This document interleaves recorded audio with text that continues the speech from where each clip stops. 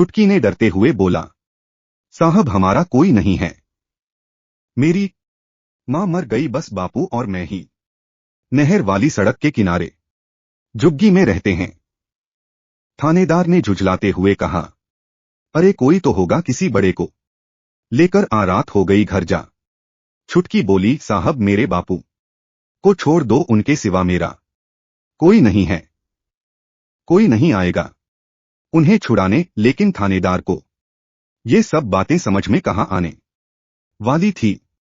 उसने अकड़ते हुए कहा, मैं सब जानता हूं, ये ड्रामेबाजी। खुद घर वाले छुप जाते हैं और छोटे बच्चों को भेज देते हैं।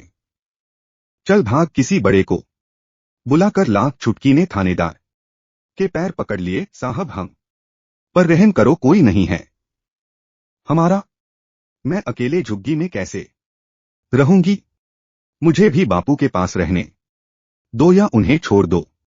थानेदार ने उसे बाजू से पकड़ कर धकेल दिया। मजबूत बाजुओं के जोर से वह दूर जा गिरी। छुटकी वहीं पड़े पड़े रोने लगी। वह थोड़ा सा उठी तो देखा उसकी कोहनी पर खरोंच लग गई, जिससे खून की रेखाएं दिखने लगी थीं। वाह इंस्पेक्टर साहब, वाह, छोटी सी बच्ची पर बहुत जोर आजमाइश हो रही है। अनजानी आवाज सुनकर थानेदार ने देखा, सामने निरुपमा जी, जो कि समाज सेविका हैं और एक एनजीओ चलाती हैं, खड़ी होकर ताली बजा रही थीं। उन्हें देखकर थानेदार एकदम खड़ा हो गया।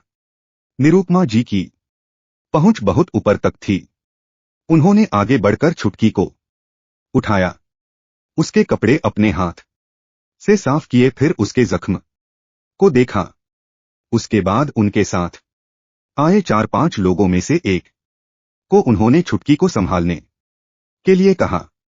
उसके बाद निरुपमा जी थानेदार के सामने जाकर खड़ी हो गईं। हाँ तो इंस्पेक्टर साहब, किस बात की सजा मिल रही है इस बच्ची को? थानेदार थोड़ा सा सकपकाया। कुछ नहीं मैडम, वो इसे बहुत देर से कह रहा हूं, घर जा और किसी बड़े को भेज, लेकिन यह मान ही नहीं रही।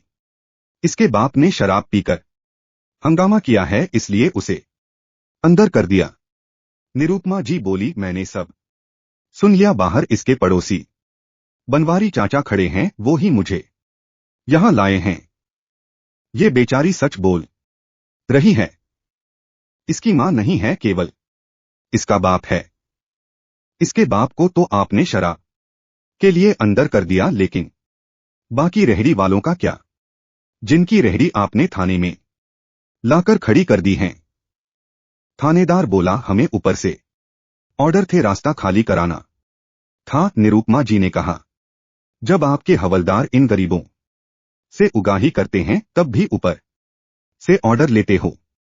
पहले आप लोग रेहड़ी लगने देते हो, बाद में हटा देते हो। एक रेहड़ी से एक परिवार पलता है।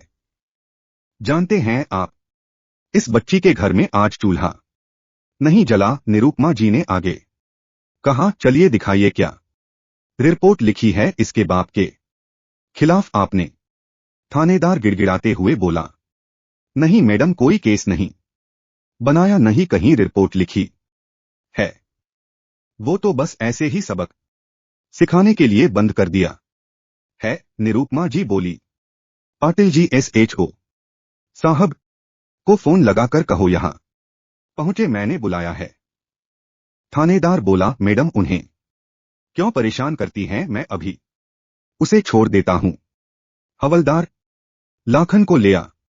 लाखन को थानेदार के सामने लाया गया। अब तक उसका नशा भी उतर चुका था।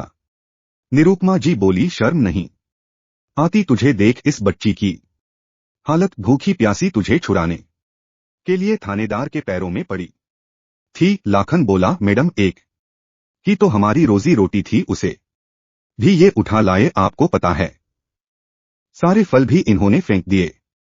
निरुपमा जी बोली, शराब पीने के लिए तेरे पास पैसे हैं, इस भूखी बच्ची के लिए नहीं हैं। लाखन बोला, मैडम मुझे माफ कर दीजिए, आगे से ऐसा नहीं होगा निरुपमा जी? हाँ तो इंस्पेक्टर साहब, इनका जो नुकसान हुआ है उसकी भरपाई कौन करेगा? थानेदार कोई जवाब न दे सका। निरुपमा जी ने कहा, सबका जब्त किया सामान वापस करो, लेकिन मैं आपको छोड़ूंगी नहीं। आगे आपको इसका जवाब देना होगा। यह कहकर वह छुटकी को लेकर थाने से बाहर आ गई। उन्होंने बाहर बेंच पर छुटकी को बिठा दिया, फिर अपने एक कार्यकर्ता को कुछ समझाया। निरुपमा जी छुटकी के बराबर बैठ गईं। बेटा स्कूल जाते हो? छुटकी ने नमे सर हिलाया। निरुपमा जी ने कहा, सुन लाखन, कल से छुटकी पढ़ने जाएगी, इसका सारा खर्चा हमारी संस्था उठाएगी। तुझे राशन दे रही हूं और कुछ पैसे भी कल से ढंग से फल लाकर बेचना। मेरे कार्यकर्ता और मैं समय समय पर आते रहेंगे। तूने शराब पी तो तुझे अंदर करा दूंगी। तभी उनका कार्यकर्ता राशन और छुटकी के लिए खाना लाया। निरुपमा जी ने छुटकी को खाना खिलाया। उसके बाद लाखन और छुटकी राशन रेहड़ी पर रखकर अपनी झुग्गी की ओर चल दिए। बनवारी चाचा, जो बाहर खड़े ये सब देख रहे थे, वो भी साथ में चल दिए। घर आकर लाखन ने कहा, बेटी मुझे माफ कर दे, आज के बाद कभी शराब नहीं पाऊंगा। तूने मेरे लिए बहुत कष्ट उठाया। छुटकी फूट फूट कर रोने लगी। उसका डर अब उसकी आंखों से बह रहा था। बनवारी चाचा बोले, इसे ढंग से पाल ले लाखन, बहुत हिम्मत वाली है तेरी बच्ची। अकेले थानेदार से भिड़ गई मेरी, वो सिट्टी पिटी गुम हो गई थी। लाखन ने छुटकी के आंसू पोंछे और उसे गले लगा लिया। अगले दिन से लाखन ढंग से काम करने लगा। इधर निरुपमा जी की मदद से छुटकी स्कूल जाने लगी। अगर मेरे चैनल पर पहली बार आए हैं तो मेरे चैनल को सब्सक्राइब कीजिए, ताकि आप लोगों तक मेरे स्टोरी वीडियो का नोटिफिकेशन पहुंच सके। मेरे वीडियो को लाइक, शेयर, कमेंट कीजिए, ताकि आप लोगों के लिए अच्छा से अच्छा वीडियो बना सकूं। जय हिंद, जय भारत।